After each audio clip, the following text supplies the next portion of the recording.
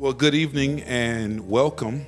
I hope that you all are feeling nourished, and food is always a great way to break into a conversation. So thank you all for being here, and I did pray for the food.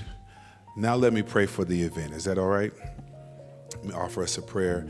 Father, we thank you and we praise you. We love you, we adore you, and we ask that you would come in tonight and fill our hearts with fellowship and information and understanding. As your word declares, I wish above all things that you may us prosper. And so, God, I ask that you would bless our presenters tonight and bless our attendees. Bless this event and those who have contributed to it. Thank you for True Homes and thank you for Citadel. In Christ's name I pray. Amen. Well, welcome to our Doorway to Prosperity Home Buyer Seminar. You can put your fork down for a minute and make a little noise for me. Thank y'all for being here, and we're going to load you up with a whole lot of information, and so that's why we wanted to make sure that you didn't feel like you had to rush out here and grab some dinner before it gets too late.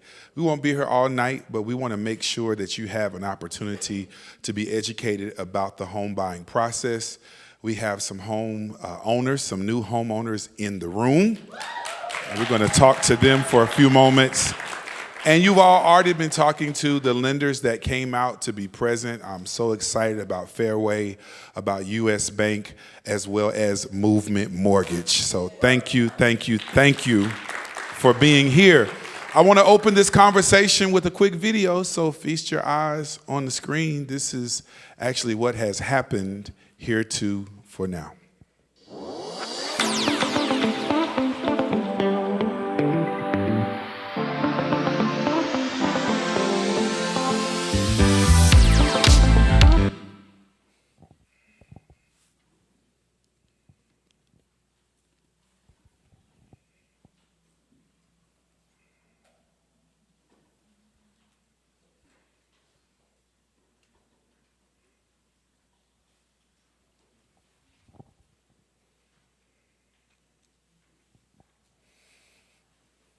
Okay, while they take a moment to address that, we understand AV issues happen. I just want to introduce myself, and my colleague in this program is coming later, and I'm excited to introduce you to Mr. Eric McKnight with True Homes.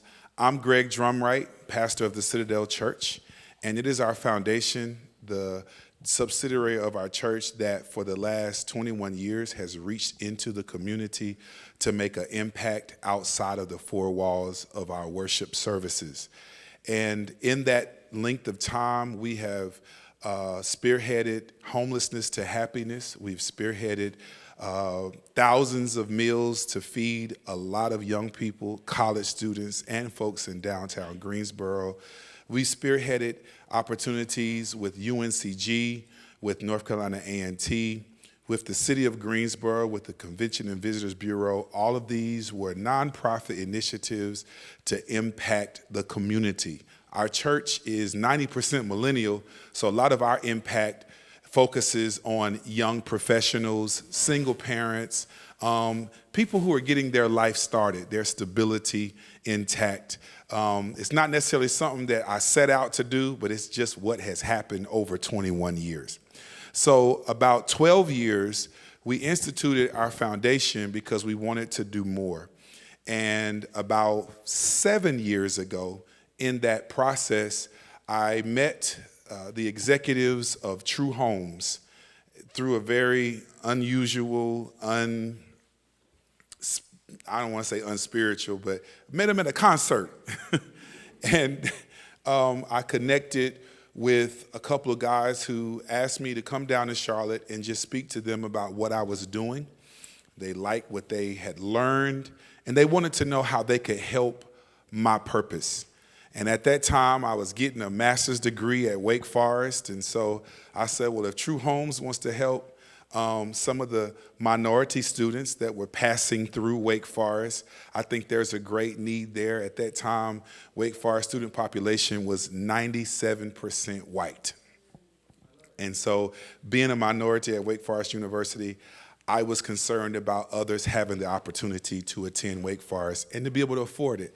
And then the second thing I asked them to do, since they were home builders, was to help me keep some of Greensboro's brightest professionals in Greensboro by giving them an opportunity to start and establish their lives here and not have to move to Charlotte, to Raleigh, to Durham, to Seattle, to Chicago, to Atlanta, like a lot of the young people, the over 3,000 young people that had passed through our church was doing. And they leaned into that idea. And they said, well, what are you thinking? What are you thinking? And I said, well, it's hard to, cross that bridge from renting to owning when you don't really know if you can afford a home. And so we met a few more times. It was a 3-year process. And around the second year, I was fussing. I was like, y'all said you all were going to help me with this, and I'm not hearing a whole lot about it. And they let me know, actually, we sprung into action, and we've been working, and we are ready, Reverend Drumwright, to take this thing to the next level. That was 2019, and we built our first True Homes Community Heroes homes in 2020. And so, if the video is ready, I want you to see what we have done thus far.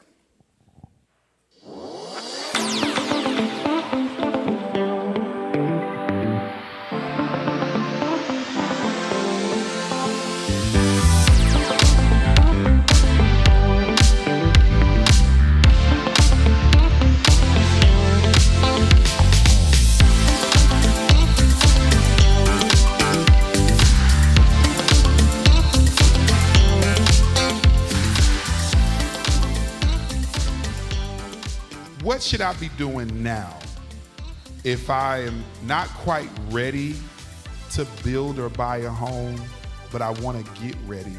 Buying a house is daunting. It's sometimes scary. I mean, it is. I commend you guys for being in the seats that you're in right now. Again, that's step one. Don't let it extinguish. have a conversation. Getting your information processed doesn't cost anything. If anything, it gives you a roadmap as to what you really need to do and those things you really need to work on if you need to strengthen your credit or pay down debt. Is it credit? Is it employment history? What is it? We don't know until we know.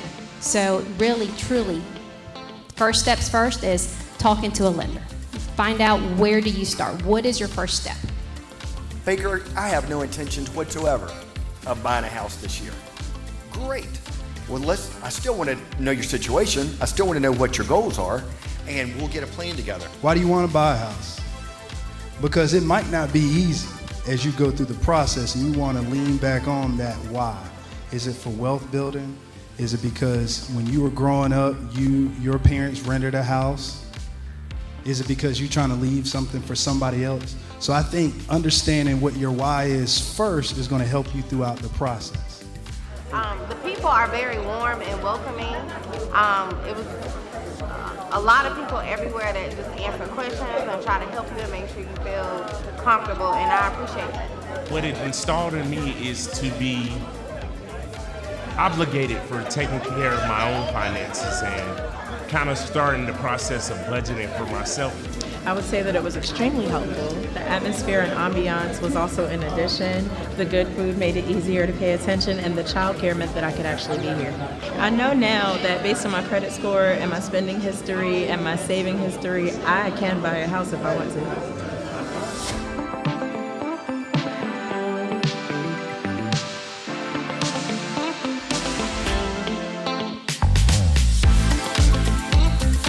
All right, so that actually happened a year ago, 2 days from now. And you might be delighted to know that some of those people who were seated in that seminar 363 days ago are actually homeowners today. So I'm getting ready to invite them to the stage. And if y'all help me get my stage reset, I just want to share a little bit of information with you while they do that about True Homes.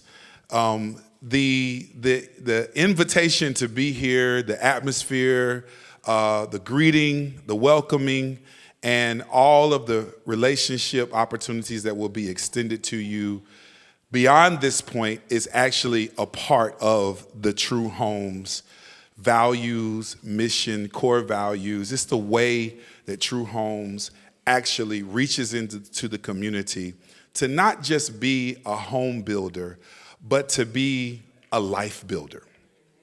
And I've witnessed this happen. I have people in the room that didn't think that they could buy a house that are now homeowners, that have also witnessed this happen. I've mentored and advocated for those folks through this process. I've also stayed in relationship with the executives of True Homes, that when we met in 2017 and they asked me, what can we do?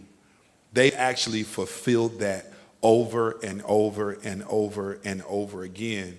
And so even though I'm not an employee of True Homes, and I don't get any kickbacks when people buy a home through our process, it gives me great pleasure to talk about what True Homes is and how exceptional the True Homes commitment is into reaching into our communities and making something happen for people who need all the help they can get to become homeowners. So we have decided to call this the Doorway to Prosperity Homeowners Opportunity.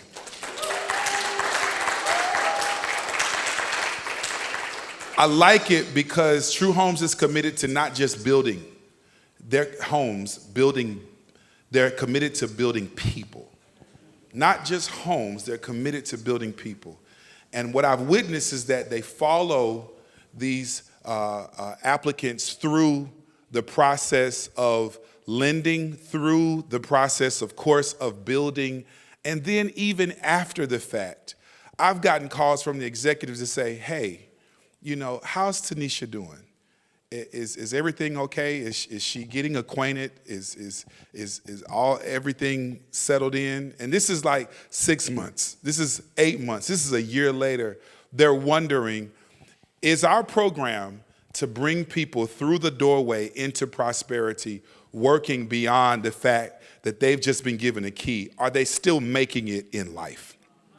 And so that's why I'm excited to put opportunities like this together, because True Homes is committed to more than just building homes. They're committed to people. They're committed to life. They're committed to sustainability. But I want to circle back to this third one that I want to do last, called faith. True Homes is a faith-based institution. A faith-based company, a faith-based builder. And I think that is absolutely beautiful, because it gives our faith-based initiative someone to partner with to do things in the name of the greater good for the community. You do not have to be a Christian to be a part of this opportunity, but I do like the fact that they are committed to more than just the value of what they can do by what folks can see them do. But they have values that reach further into the depth of our being, the core of our being, and that drives home the relationship that True Homes has with their customers. So I'm grateful that True Homes is still doing what they're doing. I'm grateful that we are in our 4th year. I'm grateful that we have had much success over these 3 years.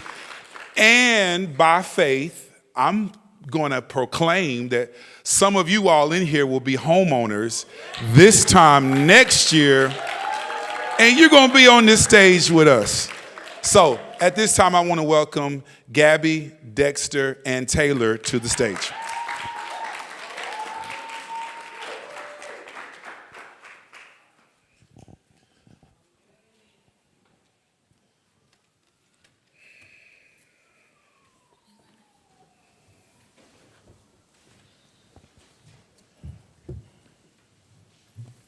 So last year this time, you all were out there. Yes, we were. And now you're up here. Yes, sir. And you got a little extra weight in your pockets. I'm not talking about the bills, I'm talking about the keys that you hold. Amen. Yeah. Amen. These are our latest homeowners. And I mean, like, this is pretty fresh. So we're going to go from 0 to 100 in 5 minutes, okay? Dexter McCoy, will you introduce yourself to us? My name is Dexter McCoy. I am from Hallsborough, North Carolina, and I'm a graduate of the illustrious North Carolina A&T State University twice. I have my undergrad and my master's at North Carolina A&T. He just graduated with his master's degree, 3 weeks ago, 2 weeks ago. Yep, 3 weeks ago. 3 weeks ago. Congratulations. Tell us what you do. I am a project manager for a construction company based out of Raleigh, North Carolina. I work for our healthcare division, which means I have the privilege of building the area hospitals here in North Carolina that you see: Cone Health, UNC Rex, et cetera, Alamance Regional Heart and Vascular. So I work in our medical division. So why didn't your company build your house? My company didn't, because we are not a residential construction. Y'all don't build houses. We Okay. don't build houses. Right, that was pretty easy. And what caused you to be recommended, in your own opinion? What did you learn about yourself that made you a hero in the community of East Greensboro? So I had a very unusual path to what I do and who I am today. Mm-hmm. And so I think what would make me a community hero is that my affiliation with my failure allowed me to succeed in a way. What I mean by that is when I got to North Carolina A&T, I was not connected to the Citadel Foundation Group and the Citadel of Praise, and a lot of my talents and gifts, et cetera, they were just kind of being thrown to the wayside. And as soon as I was connected, I had the opportunity to immediately start to kind of pull my peers along with me and direct my energy to helping students at North Carolina A&T as well as just students in the community, and say, hey y'all, there's better that we can do. There's better things we can do with our time, And that came through campus ministry, Citadel campus ministry work, while I was a student at A&T, as well as a lot of other work with the Construction Management Advisory Board at North Carolina A&T, and so on. Thank you, Dexter. Let's give him a hand. Still working, you're still working with students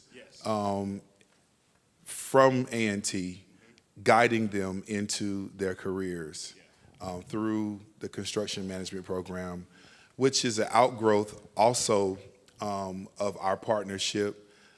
We met in 2017, and the construction management program was actually spearheaded through some of the work that True Homes did. They reached out to A&T and they said, hey, you know, we're working with a lot of A&T students to help them get established in Greensboro, but you all don't have a residential construction educational opportunity. So True Homes actually partnered with A&T to start the program that Dexter switched into and received his undergraduate degree from. It's like a lot of history just in that right there. So thank you for being a model student in the construction management program at A&T. And A&T students have helped build some of these homes. All right, Taylor. Yes, sir. Let us know who you are and what you do and, you know, how you became a hero. Okay. My name is Taylor Butler, and I also graduated from the illustrious North Carolina Agricultural Technical State University. Aggie Pride. Aggie Pride. That's where I received my STEM engineering degree, and so now what I do is I am a scientist. What I believe is one of the reasons that I could be a hero is what I did during the pandemic. During the pandemic, I was a molecular scientist, and what I did for 12 hours or 15 hours on certain days was go through all of the thousands of COVID tests on the computer that people would take from hospitals and things and track all the different strains that were coming. So when a new strain came, I knew it was coming. I would try to let my church family know, let people know in the area, and provide anything that was needed. So you were an essential worker through the pandemic. Yes, sir. You didn't sit home and collect like all those checks like everybody. No. Taylor was very modest about her work.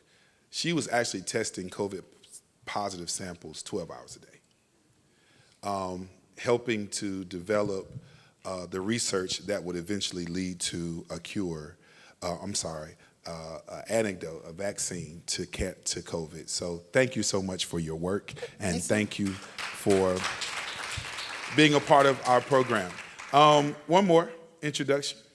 Hello, everyone. My name is Gabrielle Meeks. I am from Charlotte, North Carolina. I also attended North Carolina A&T State University, and I graduated and then got my teaching license at Greensboro College. So I am a kindergarten teacher, and I have been for the past 6 years.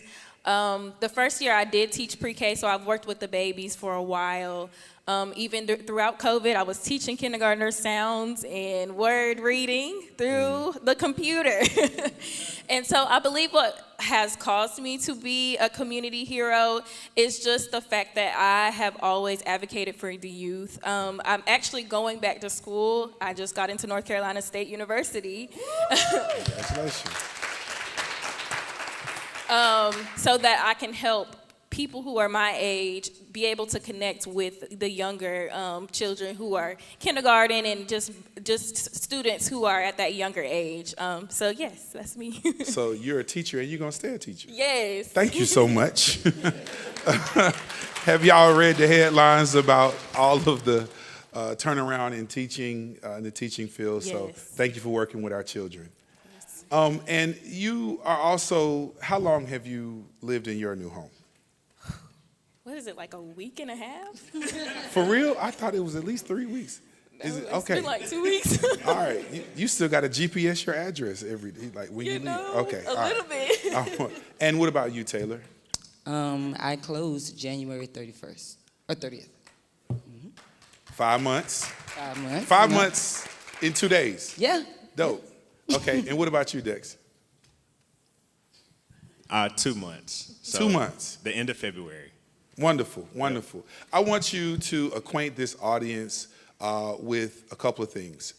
The process from the beginning to the end, just in your best synopsis, your True Homes process, and tell us what lender you work with. I'll go first. So I will say, the lender I work with was Truist. And my True Homes process, I will say from January 31st, January 1, 2024 to February 22nd, which is when I closed, was pretty surreal because I had always,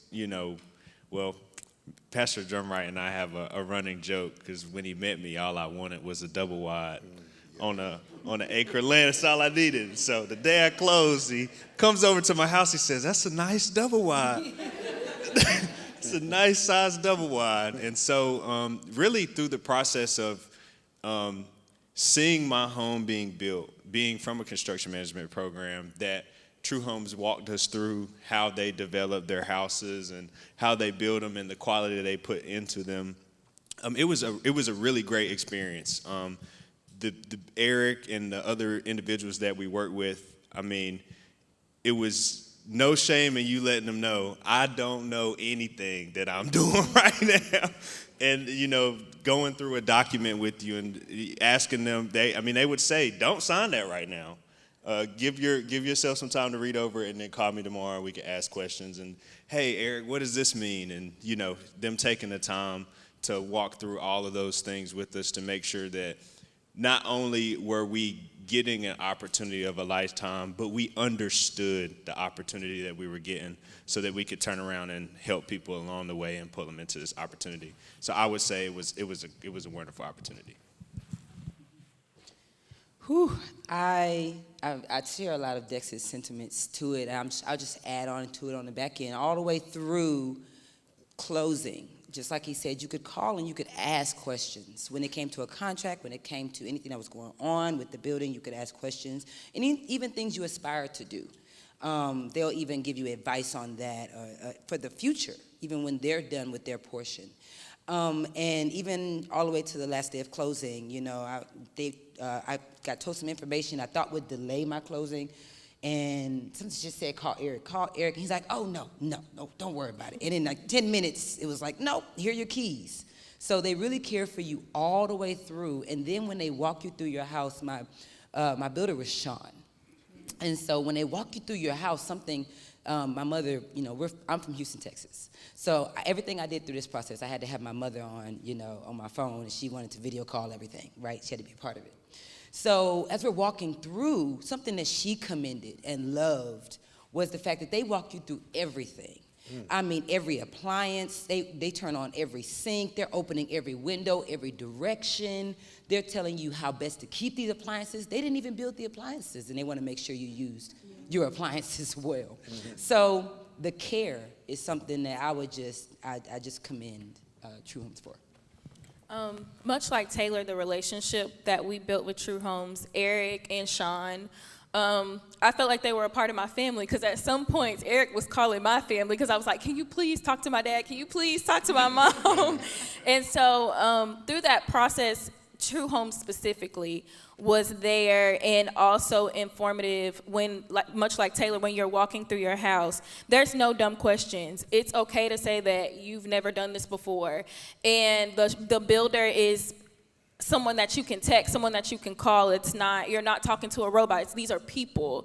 And so I think when you're going into a process that is nerve-wracking, this is your money on the line. This is a life-changing event that's happening for you. So for the people who are working with you at True Homes to feel like family is very important. So I appreciated that portion of the process with True Homes. I did want to add one thing because I was thinking family before you said family. A lot of us, let me speak for myself, one of the first homeowners in my family since my grandfather. My family has been, because I'm from a very rural area, and so to move away, you end up having to rent and apartments, rent houses. And so to have, because times are a lot different than when my granddad bought a house when he graduated college. And so to have someone that's like family to walk you through those processes, because I don't have a family member I can just call and say, what does this mean? It was really great to have. Wonderful, wonderful. Before we leave the stage, let's talk about one more piece of this process, probably at least the largest chunk next to building the home, the lending process. They all used Truist, so shout out to Truist for servicing their loans. They're not here, but they are here for you if you want to learn more about their lending products. Mr. McKnight can definitely acquaint you with the Truist representative that worked with all three of these individuals, but I want you to help gear these attendees up for the lending process, because that's not an easy thing to pass through. It's stressful, no matter what mortgage lender you work with, because they're also committed to working with you, and we come with stressful lives. Some of you all may just like breeze right through. It's just kind of like you can close in 15 days. You know, you already got like $1 million in the bank, and you paid every payment for the last 10 years on perfect record timing. But that's probably not the case. No. What can you say? We have Movement in the room, we have Fairway in the room, we have U.S. Bank in the room. What can you say to prepare these potential applicants for the lending process from a customer's perspective versus a industry professional perspective before we bring them on the stage? I can go first. The lending process is very stressful, okay? It can be easier for some and harder for others. I can speak to my process specifically and say to be prepared to ask through the weeds. Do not let any information feel like it's too much for you to chomp on. Ask the questions. Okay, so if they say that you pass for your debt to income ratio, okay, how tight is my debt to income ratio? Because at the end of the process, that's definitely going to matter when closing if your taxes for that area is a little bit higher than what they expected. So if they say something is okay, how tight am I? How much wiggle room do I have? Just asking those questions of what is the worst case scenario? What's the best case scenario? Because what happens is I think sometimes we're intimidated by information and we don't ask those deep questions, and then we might be blindsided. Another thing I would say is to definitely be prepared to how can I put this?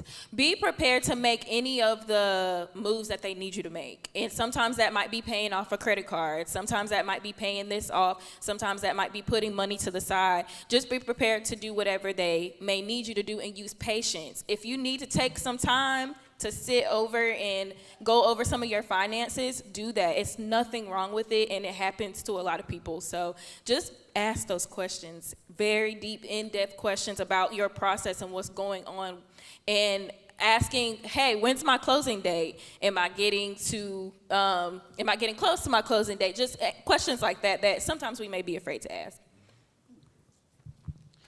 I would say that it's really important to be very vulnerable with it, because they're going to get all in your business. It's like, don't try to hide anything. We're here. We're here now. It's all out there. So being vulnerable with it and being able to ask those questions is very important. One of the nuggets that I learned that last year that literally geared me up for this was when they said, like you said, be ready to make moves. That may mean if you got a refund check or you got something of some large sum of money for some reason, bonus, what have you, don't just run out and pay off stuff. Mm-hmm. Talk to them first. Talk to them first. Put your money aside. It's better to have it and wait because the move may be to pay or the move may not be to pay. They gave us so much great information. I'm not going to spoil all the things that they have, but being vulnerable through this process and talking about it, I asked a lot of questions up front that I was scared about. That scared me about this process when we were in this, well, not this room, but we were in this kind of space last year. And I asked that to every lender and got their, conversation from that. So just be open, definitely be ready, definitely be flexible, stay by your phone at all times. So you had to justify why you spent $3,000 getting your edges slayed last year and how that factored into your debt to income ratio. Let me just say this, your Cash App ain't safe. For my Cash App folk, your Cash App ain't safe. You think it's because it's not where your check coming in. No, okay? That stuff is connected. So all of your money, we have to think about all of our avenues of money today, however way you get it or do it, all of that counts in this process. That's great advice. She beat me. I was going to talk about that Cash App spirit. All right, y'all. Unless your Cash App in your church, your tithes, you might want to start leaving Cash App alone. I'm just playing. Well, a lot of people, Cash App is it is a money lending tool, but what I learned through my lending process is that although I'll just say it how it is, right? Minimize your mistakes, you'll make them again. I was very irresponsible with my finances, right? Meaning that I didn't care where my money was. I knew I had it, but I didn't have a system in place for all of my money. I got this bill coming out of this account, that bill coming out of that account, that bill out of that account. And there's money in all the accounts, but when it came time for me to account, it took me a long time to figure out how to get everything to where your mortgage lender can read it and verify that you actually can afford this house. You have a cash flow. You have a cash flow, because my cash was flowing everywhere. It was flowing, but it took us a while to say, okay, well, do you even need to be putting, do you need to transfer that money out of that account to pay that bill, or can you just change your routing number, bro, to let all the stuff come out of one place? So what I'm saying is, the best way to start to get ready for this process is to really sit down with your finances and realize, what do I have? What does it take me to operate per month? How much money do I have left over? And then say, okay, well, I am spending $300 on fast food a month. I probably should stop doing that, because it'll make you sit down and look at, I need to be a better accountant. Thank you for keeping it real. You gonna tag that? I was gonna tag it real quick. Let me just say this real quick before you do that. Thank you for keeping it real, because what he just admitted to is that when he was sitting on that side of the room last year, he was legitimately financially irresponsible. Yeah. But that did not keep him from starting this process, going through this process, and becoming a homeowner at the end of this process. So don't let the process of lending intimidate you. I happen to know for a fact, I'm just now meeting Faith tonight, and I'm just now meeting these brothers over here from U.S. Bank. I do have a U.S. Bank account, by the way. But I know Maria, she serviced our first 4 homes. And I happen to know that she worked with every one of our applicants. Do I have some of those homeowners in the room? Would you give Maria 2 stars, 3 stars, 4 stars, or 5 stars? 5 stars? You would give her 5 stars? Y'all just saying that because she here. Let's hear from Movement Mortgage, y'all. That's pretty dope. That's pretty dope. I happen to know that she worked with them on every area of insufficiency to make sure that the answer, and this is a line that I pulled from Eric McKnight in True Homes, that the answer is never no.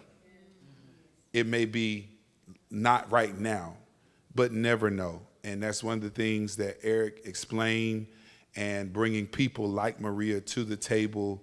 They work with all of the applicants to get you across the finish line. And, my first home buying process, I'm not like Dexter Taylor and Gabby. It took me a long time to get ready for the loan that I was qualified for. And so, but I didn't have that kind of support. I stayed up all night studying the mortgaging process, the lending process, the banking process, and the application process for months and months and months and months so that I could push back on what my lender was saying I couldn't do.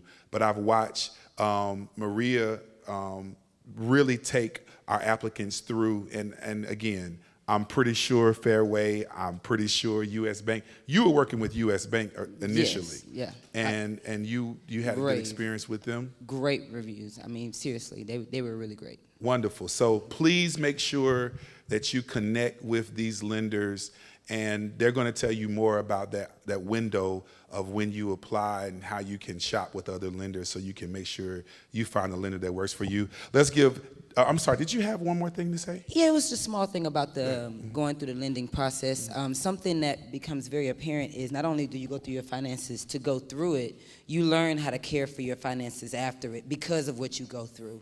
So paying attention to the contract, really reading it, seeing the breakdowns of your principal and everything, and understanding what's going on.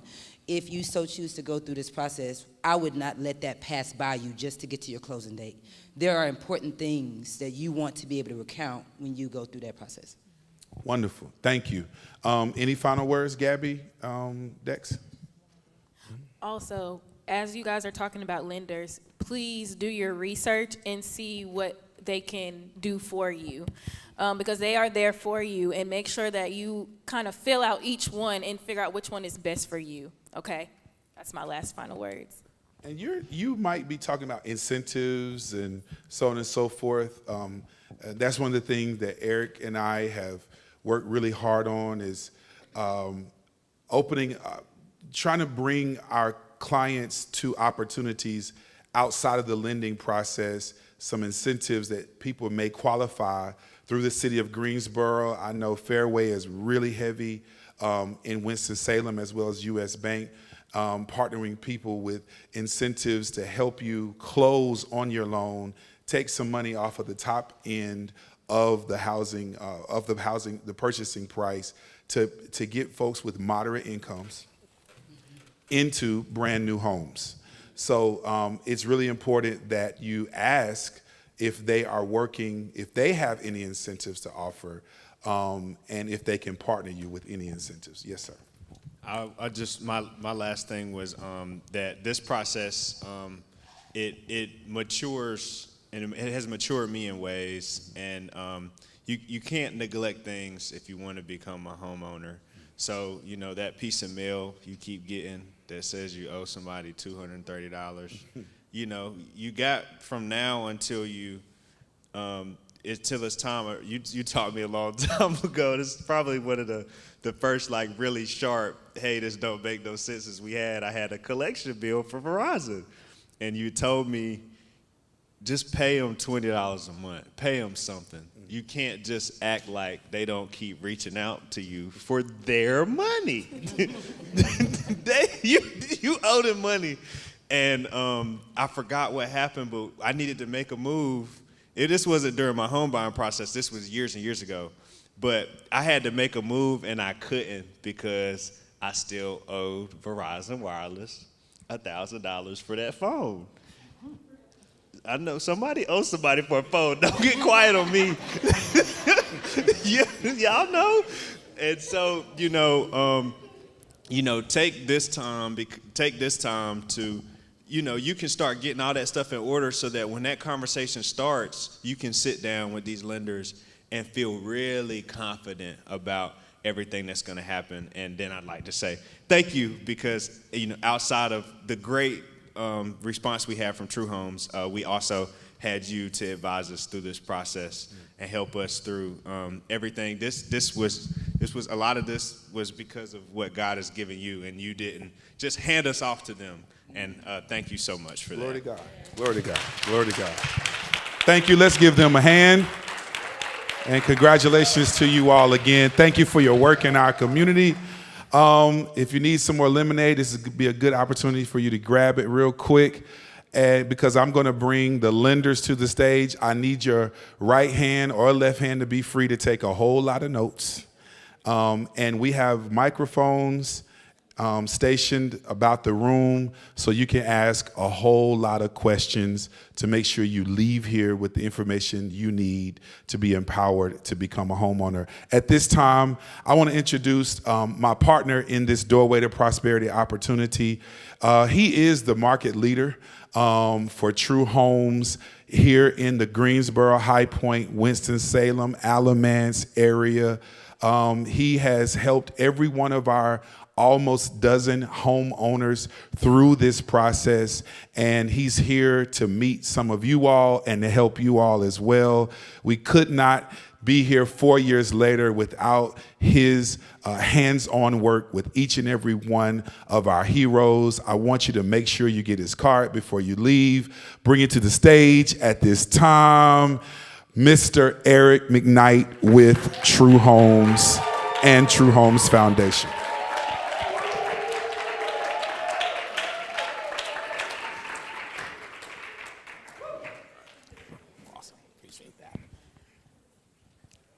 How's everybody doing? Good. What I wanted to do, how are we on time? We get on time? I want to make sure. I know I'm going to give you all the time you need, so don't worry about that. What I'd like to do is actually invite the lender partners up and just start some general questions for you guys, and I think that may fuel some questions for you as well. And then I will also entertain questions, and I told someone earlier, every single answer I have is free. So do not hesitate to ask. First and foremost, thank you, Pastor Drumwright. He mentioned a lot of things that I wanted to touch on. There's no need to go back to it, but I want to really applaud each and every one of you that are sitting in these seats. You've met members that were doing this last year, and they're successful in it. So I don't want you sitting there thinking, oh, it can't be me, it can't be me. It definitely can be you. We're going to talk about a number of things that you need to go through in order for it to be you. But do not think for 1 second sitting in the chairs that you're sitting in that it cannot be you. That is not true. Okay, so I want to invite our lender partners up. I want to start with Lisa Wright with Fairway, Maria Cervantes with Movement Mortgage, and Melvin Henson with U.S. Bank. I'm putting them on the spot. I don't even think they knew I was going to call them up here. No, Bobby's like, no. Thank you, guys. You good? Please have a seat.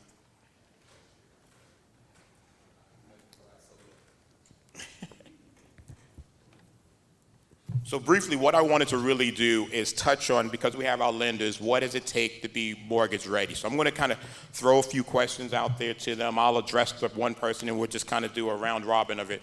But their goal is to kind of give you some insight as to what it takes, and hopefully it will fuel more questions from you. So I want to start with Maria. Credit score. What is a credit score someone should be aiming for if they're looking to purchase a home? Awesome. Hi, everybody. Awesome. So the ideal credit score, I mean, honestly, bring them. Just bring them, right? But ideally, if we want to take advantage of all the down payment assistance programs that are out there, ideally, I say shoot for at least a 640. Because, you know, when you're shooting for something, sometimes you not may get there like right at the target rate or target desired score. So if you fall into a 620, well, guess what? That opens the door for another program. If you get to a 600, well, guess what? That opens the door to another program. So ideally, yes, 640, 660 would be ideal. You know, the higher the better, right? But ideally, that goal should be 640. I'm going to piggyback on that, and this one's for Melvin. Say if someone has a 605, what are some ways that they can increase their score? Just some general things that they may be able to do to boost their score. Good evening, everyone. One of the things you can typically do is look at your revolving credit. You know, most credit cards, as long as you stay at 30% or lower utilization, so let's just say you have that $1,000 credit card, keeping that balance at 300 or less. Other opportunities, like you said, sometimes we look at the credit report a little bit deeper, is if I see that you have, several credit cards, I may talk to you about, and I don't get any incentive for this, but I'll talk to you about looking at consolidating your credit cards. Consolidating them to one monthly payment, but don't go back and run the balances back up. But consolidating to them a one monthly low payment and, giving it time to report to the credit bureau, give it a month, typically, depending on when you consolidate, and looking at their credit score again and seeing that, there's increases there. I had a young lady who was like a 620, saw that she had several credit cards and told her to go to her credit union. She went there, and I did another soft pull about 30 days later. She went from a 620 to a 680. So that put her in position to be eligible for the programs that Ms. Maria was talking about. Great. Lisa, should I pay off debt or should I dispute them? Don't dispute it if it's yours. A lot of people think I'll just dispute everything. If there's a legitimate mistake, let's get it fixed. And your lender can help you with it. But don't dispute it if it's yours. The other thing is, I say, if you have a collection that you're wanting to pay off and it's older than 6 months old, negotiate with them. See if they will take less and make the whole thing go away. But don't make any payments unless they give it to you in writing, because you don't want to pay money and then they say you still owe something. So get that in writing, and if you can prove the payment and they don't update your credit, your lender can help you update the credit. Great response. There's been some mention about down payment assistance programs and assistance grants, things of that nature. Maria, starting with you, if you can just briefly touch on what programs are out there and what are some of the criteria folks need to have to achieve. Absolutely. So there's a few out there that I personally like to work with because, I've been doing it for several years now, and actually you might see my name on their website as one of their preferred lenders. To start out with is the State of North Carolina Down Payment Assistance. That one offers $15,000 to first-time home buyers. They also have programs for those that are move-up buyers, so not necessarily have to be a first-time home buyer. That's offered by the state. So anywhere in the state of North Carolina, we can utilize that. There's also a City of Greensboro that I personally like to work with and am familiar with. They offer $10,000 for the city, and then certain areas can go up to $15,000. They do have a focus on the hometown heroes, teachers, EMTs, and police officers, et cetera, et cetera. So, it's great programs that are out there. There's also some that are offered by the City of High Point. Again, similar to the City of Greensboro Down Payment Assistance. And then there's another one that's offered by the Guilford County. So again, every program is going to have its own credit requirements, restrictions, et cetera. And, but again, just know that there are programs out there, and the lenders will be sure to guide you along the way and let you know, okay, so you may not be a candidate for this one, but you might be a candidate for this other one. So it's several programs that are available. Good. Melvin, anything you want to add to that? I do, because I talked to Allie. Allie is one of the sales representatives under Eric, but found out that Willow Oaks is in that redevelopment, reinvestment area. So when Maria is talking about those additional funds you could qualify for, Willow Oaks is one of those developments that could help you qualify for additional assistance. Lisa, anything you want to add? Well, I do loans all over North Carolina. I've done the CPLP funds in many counties. We can stack these. If you are under 80% of the area mean income in Forsyth County, right now, to get people into new homes, we're doing like the 50,000 CPLP, the 15,000 from NC Housing, and many counties, especially the wealthier counties in the state, have additional funds. So Forsyth County has an additional 20,000, so we're doing 85,000 in down payment assistance. We use those in conjunction with the IDA program, where after people go through classes and counseling and work on their credit, they get grants between $2,000 and $6,000 on top of the down payment assistance. So we can just, all those things for people that are under that area, 80% area mean income. Great. Question, what can stop someone from being approved? What would, I guess, someone have to have on their credit report or their overall information that would deny them for a mortgage? Maria. So a couple of things. For one, if we're working with first-time home buyer down payment assistance, you have to be a first-time home buyer, cannot have owned a house inside of the last 3 years. And that's all that it takes. Just 3 years, cannot have owned a house inside of the last 3 years, and you're considered a first-time home buyer. Of course, certain credit scores can stop you from getting there, but it's like Pastor said a little while ago, no is not an option right now, right? If we're gonna look for ways to get past that, speed bump, whatever it might be. Debt ratios. Programs do have debt ratios. They do say that based on your income, based on your debts, you can only have up to X amount in debts and or home purchase. So, those are limitation factors, but again, things that we may be able to work around with proper guidance. Melvin, are there any programs that U.S. Bank has aside the down payment assistance programs? Do you guys have any other programs that folks may qualify for? Yeah, we, like FHA, that one's just a 600 credit score requirement. We also have like our American Dream program. That program can give you up to $10,000 towards down payment and covering your closing costs. But I would say the biggest thing is just wanting to take a look at your credit. For us, U.S. Bank, I can't speak for Movement or Fairway, but I'm not here to talk one over the other. But what we do is we do a soft credit pool, right? Sometimes you just want to know where you're at. A lot of the hesitation is my credit's not good, right? That's how we say it. Black folk, we say my credit ain't good. So you always want to know at least where you're at. That's the beginning stage of everything. That's the root of it, right? We can look and see what's on your credit. If there's an instance where your credit score isn't there may be items that may be affecting you from moving forward, we have access to government assistance programs. Here in Guilford County, there's the Housing Consultants Group. In Winston-Salem, there's Financial Pathways.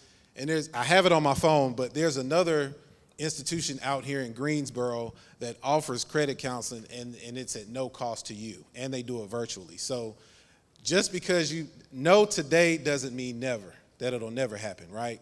We always have to put ourselves in preparation to get there, right? Just like we know you plant a seed, you reap a harvest. So we have to start at the root of it, knowing what's going to get you there before you go through the whole entire process. You may think that, hey, I pay $1,300 a month in rent.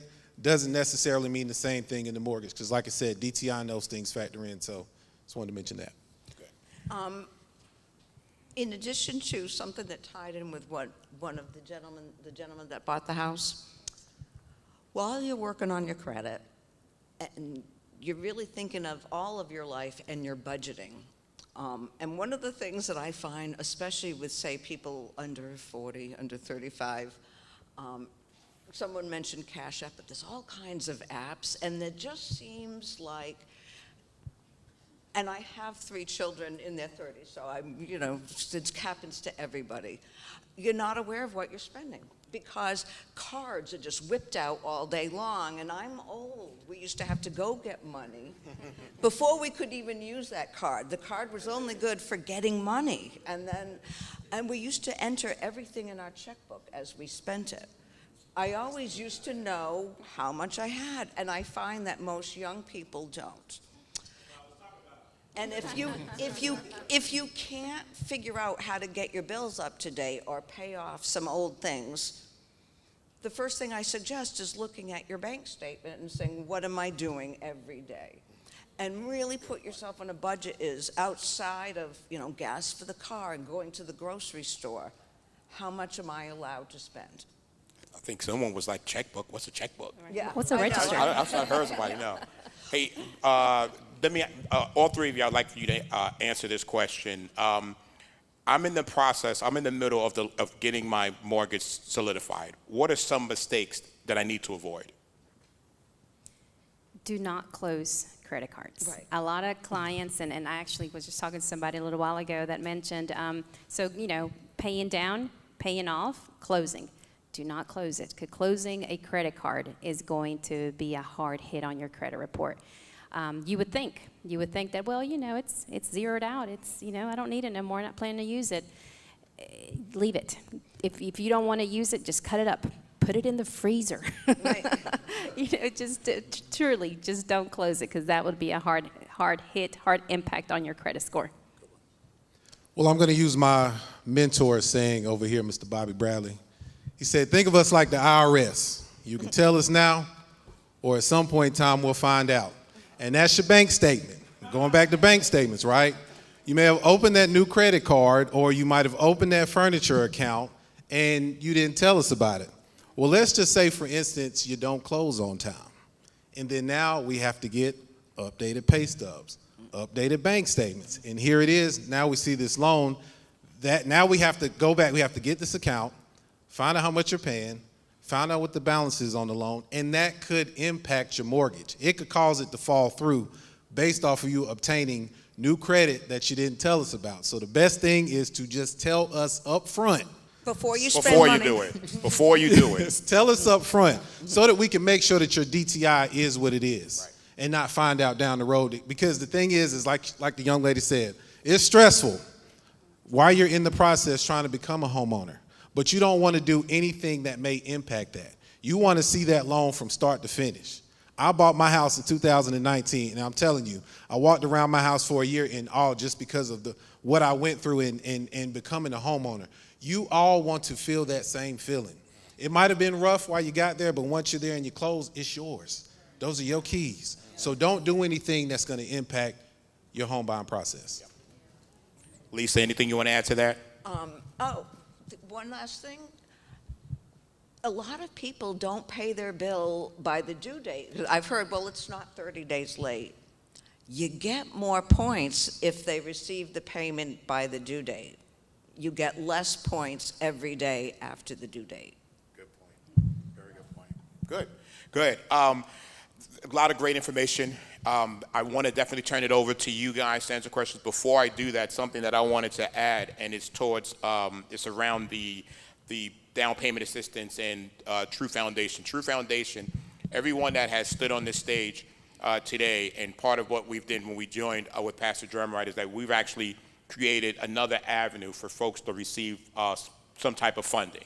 If they weren't eligible for down payment assistance because of their DTI or their income, well, we had something to cover that, and we actually issued 10% of the purchase price that can be used towards a down payment, can be used towards closing costs. It can even be used towards buying the rate down.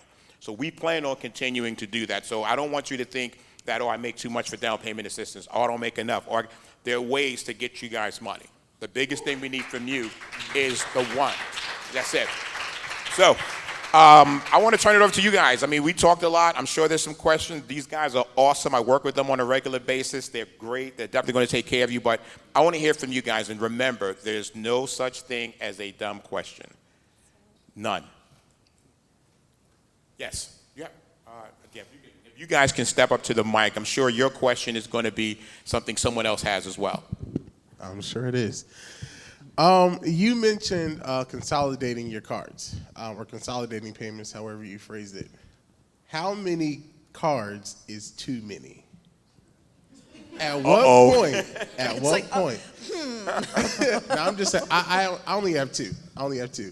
But how many do you have to have for it to start looking a little iffy?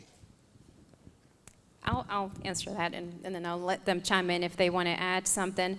So personally, in the years that I've been in the business, I've seen clients that have had maybe just 3 accounts, 3 credit cards, or 2 credit cards, and then the credit is not that great because I think it boils down to more so the utilization, how you're using your cards, right? Because I've also had other clients who have had, 7, 8 cards, and I'm like, gosh, but they have $20 on it, $10, $0. So it's really more so just how you're utilizing your cards. If you're overutilizing, you're constantly staying at maxed out limit, then you're going to be bringing that credit score down every single month. The ideal way to use credit cards, and you guys know this, but I'm going to say it, it's really just revolving. A credit card has to revolve. I always say, like to use analogies, it's got to be like a roller coaster. You see it here, you pay it down, you pay it off. You see it here, you pay it down, you pay it off, etc. That's the adequate way to use a credit card, because if you stay here constantly every single month, as I mentioned, you're gonna be losing points pretty quickly. So, I think it's more so the utilization. Now, if you're asking, I'm gonna probably say maybe 2 or 3, because why more? Especially if there's one that you can use anywhere, not just a one department store credit card, but one that is universal to where you can use anywhere. 2 to 3 credit cards, in my opinion, would be more than adequate. The correct answer is 20. 20 is too many. I'm just messing with you. But yeah, the biggest thing, like she said, is, so, the biggest thing is, like she said, is your utilization, right? Think of it like this. If you're always keeping high balances on your credit card, are you really prepared to buy a home? You know what I mean? You want to relinquish as much of your debt as humanly possible, because what you want to do, we talked about bank accounts, you want to start developing some type of savings, because as long as you're in that house, something may break and somebody is going to have to come and fix it. I'll use a perfect example of my home. One of my toilets was clogged, and I couldn't figure out what was going on, right? So none of my children would say anything. And so I had to call plumbers. I called about 4 or 5 plumbers, and it was the 5th. Everyone was busy. This was right around Thanksgiving. And the one plumber said, you know what? Just go to Lowe's, buy you a toilet auger, go in there, because he said, that's all I'm going to do anyway to try and unclog your toilet. So looking online, his price was $150. And I ended up buying a toilet auger for $15. So just think, he saved me some money, but I had to tell my children, because my son dropped the little toilet tissue holder, it has a spring on it. He dropped it in the toilet thinking that it would flush, but not realizing that once that spring gets to a point, it's going to expand. So the fact that I was able to pull that out of the toilet, I saved myself money, but I was in position to pay that plumber should I needed to pay him. But like I said, that's why one of those things is you want to relinquish that debt, develop a savings, because something is going to happen and somebody's going to need to be paid for it. I'm going to go with this young lady right here.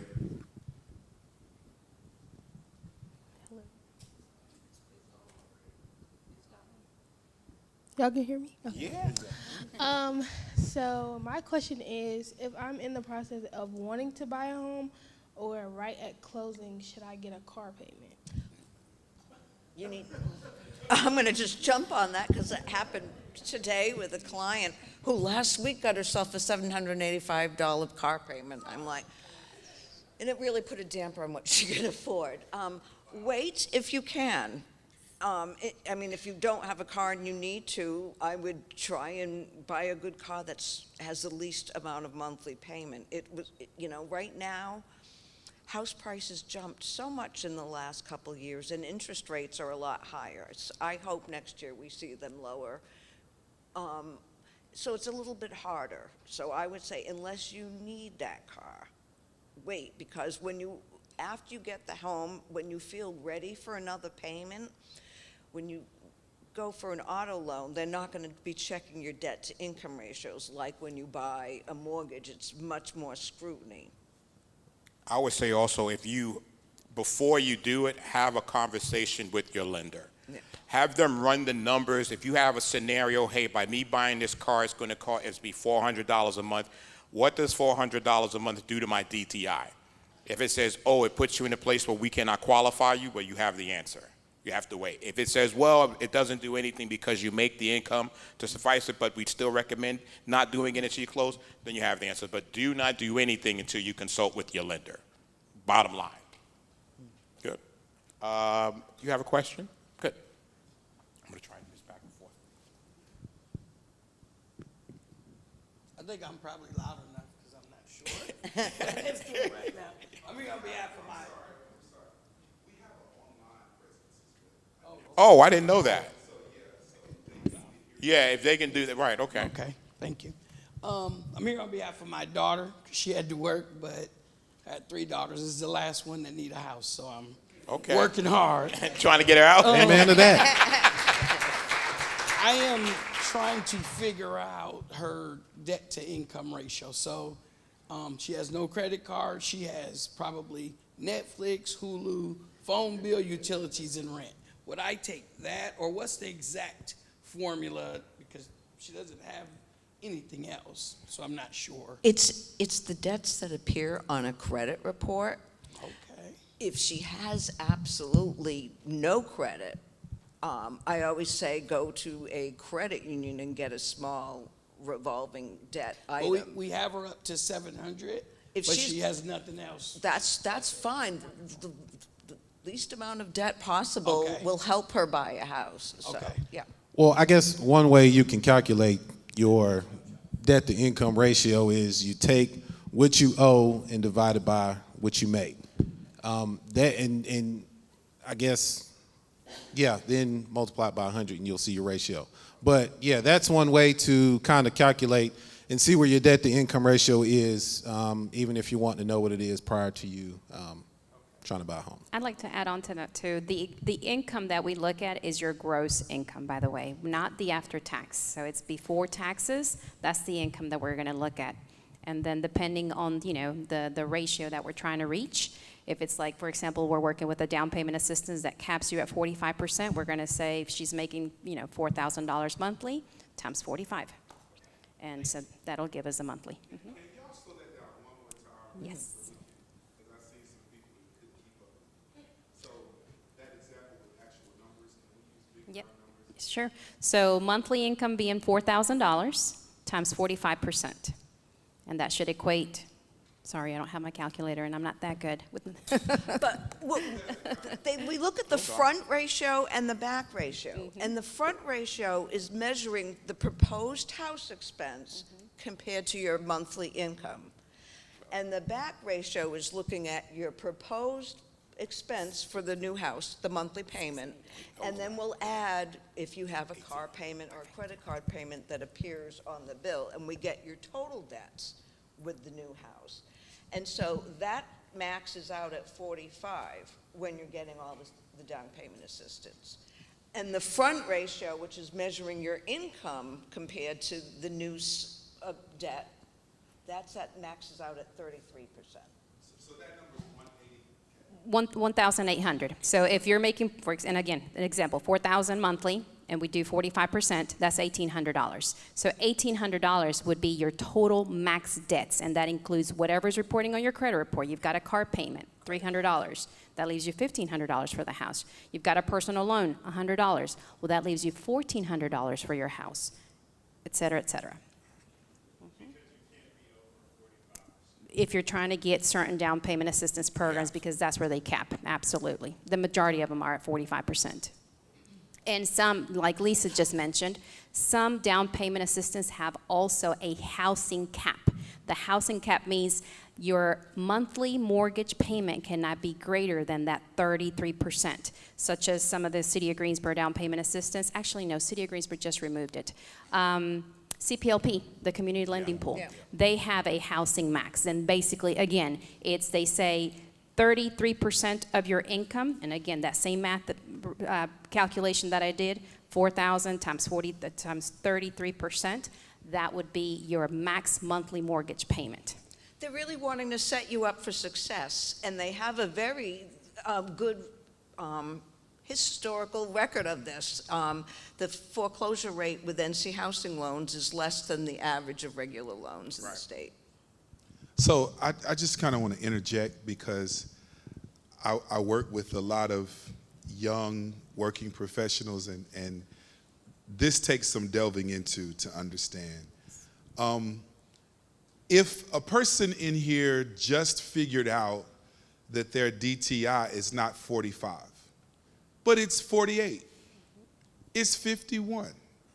I know the house I'm in, I closed at 55%. They won't get denied a loan because they're not at 45% DTI. That's to get all these large amounts That's of to get the incentives.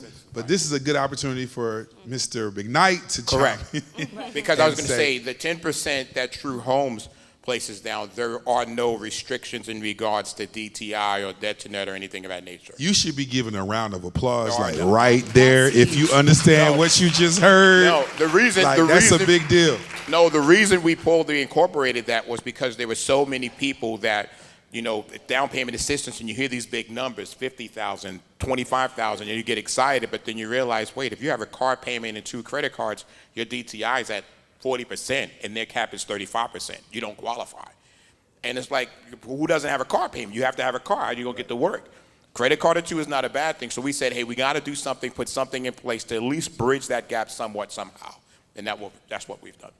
And for people to understand, debt to income at 35% means that you actually have 65% of your check that is disposable or savings. Is that realistic? That is not realistic, is it? Now, so when you think, okay, 45% is better than, you know, squeezing all your expenses and all of your financial responsibilities, but still, who in here has 55% of their check just out there just chilling, waiting to meet Faith? I'm waiting to meet Maria or no. Okay. Now, you're going to have to figure that out to go through the lending process. And so it's good to make sure that you are chiseling away at your debt. Or, and I want to say this because who in here had to get out of their car payment to get across closing? Who in here? Okay. Bria, your hand is up too, Eric? Absolutely. The first house I purchased, Well, I had would to say sell my car to get into it. I paid off my car, but that was one of the things as far as my preparation for my home buying process was looking at, okay, how much do we want to spend each month for a mortgage, right? My rent payment was only $500 a month, right? But we were saving $500 a month, and I doubled my car payment to pay it off early, so there was $1,300 right there. And that didn't include what we still had left over. So that was just one of those preparation things that I had done in order to obtain that home ownership. Now, did you get another car after you? Oh no! Once I pay cars off, and I ride it till the wheels fall off. Okay, that's me. I'm a wheels fall off guy. What about you, Eric? Did you? No, well, back then, no. I drove it till the wheels fell off, but I'm in a better place now, so Maybe? I'm gonna get it. I'm gonna ride. I like newness. I like see newness. how slick he was with that, right? I like newness. Okay. Okay. I work hard. I work real hard. Now, Bria, you're a school teacher, so you didn't have no wheels to fall off because you sold the car, so you still had to go and get a car, but it was after you closed, and it was in your budget. So they are going to work with you. Yes. To help you bring down your DTI to come up with some solutions. Does that make sense? To come up with some solutions. So don't be terrified, and this is why I kind of want to interject because we need this in-depth understanding of how to tackle DTI. And I was also going to say this, any installment loans, like just a regular personal loan or a car loan, once you're below, you owe 10 months or less on the vehicle or on a loan, we're going to exclude that debt. So we're still going to try and help find a way to still get you approved. So a little funny story. Dexter was trying to buy a car every month for a year. And he kept sending me pictures, and I was like, nope. And he was like, but Pastor, I'm on one wheel left. They have all fallen off. I said, you better keep driving it. You better keep driving. You can get you a car after you close, but you better keep driving it. And he kept putting oil in it, and he kept pulling it in the garage and kept getting it fixed. And now he can go get a car, and he's still driving that same car. Yes. But he pulling up to a brand new house, though. Yes. Good. You're next, ma'am. So could you guys explain the closing costs and down payment, like the differences between those, like closing costs, down payments, and programs, and I hear you guys talking about that, and it's like, so what's the difference between all that?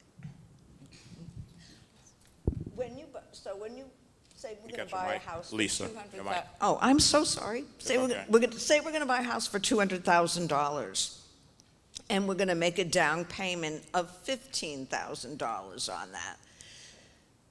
Doing the math, then that means we're going to end out with a loan amount of $185,000.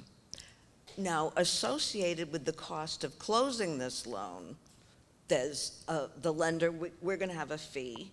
Then there's going to be a fee for the appraisal, a fee for the title work, a fee for the attorney to close the loan.